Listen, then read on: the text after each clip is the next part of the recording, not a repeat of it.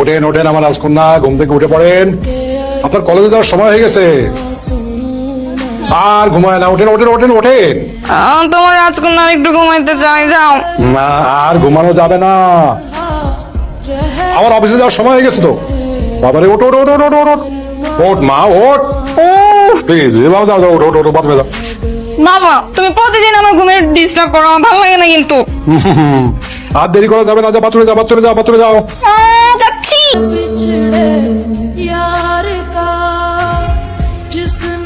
তোমার অফিস হচ্ছে সকাল 8টায় আর আমার কলেজ সেই 10টায়। এত সকাল সকাল আমার কেন রাখো?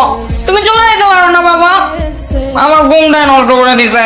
হ্যাঁ আমি অফিস চলে গেলে ওই যে নাস্তা টিফিন তারপর খাবার দাবার বইপত্র এগুলো রেডি করে দেবে কে? হ্যাঁ